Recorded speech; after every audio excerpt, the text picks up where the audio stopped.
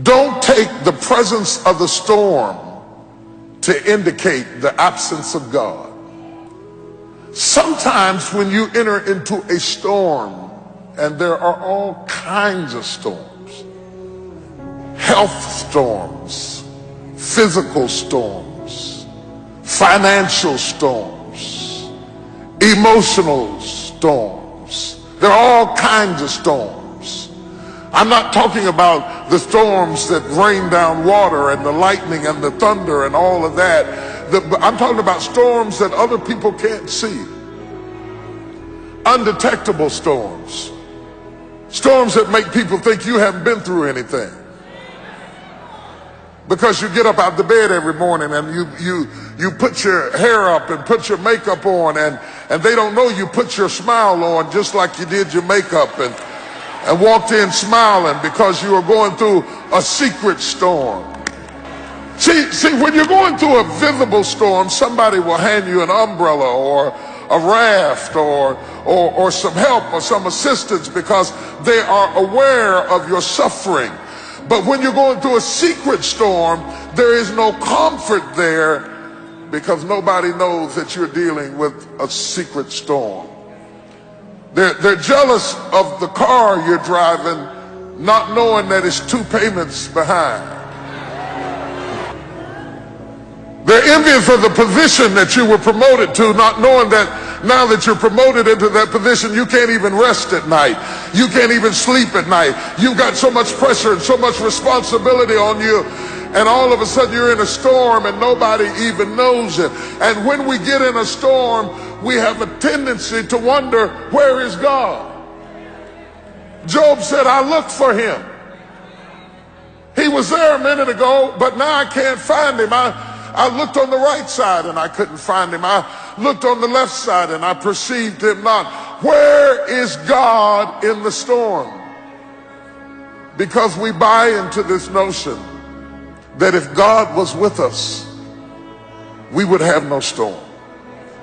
That if God were really with us, we would be happy.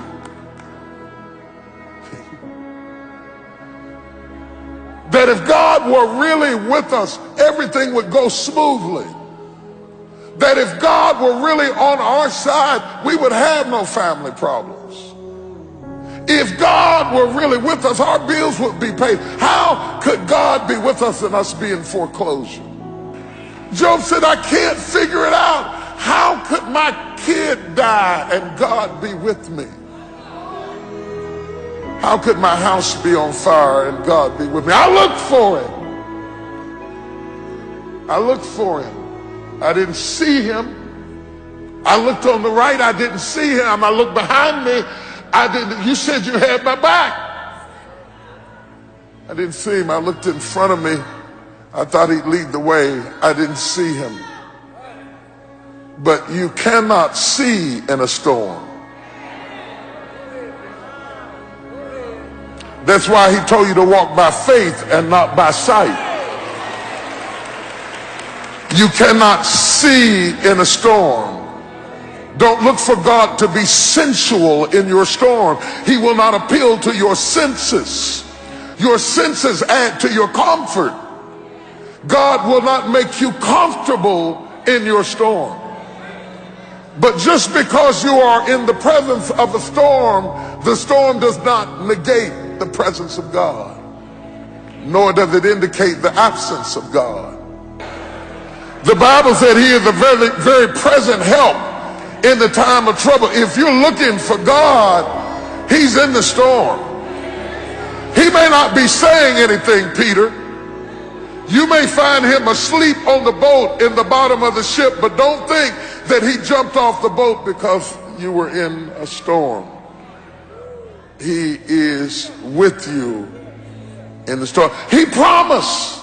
Whenever God promises you something, he says, you may not have it in your sensual realm right now, but I promise you.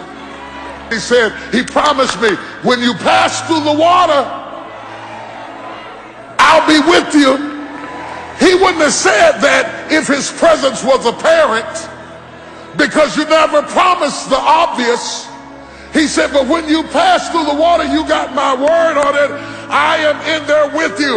You may not see me, you may not feel me, you may not sense me, but I tell you what, all the while you're stroking in the water, understand you are not stroking by yourself. Don't be so aware of the storm that you lose awareness of the God in the storm.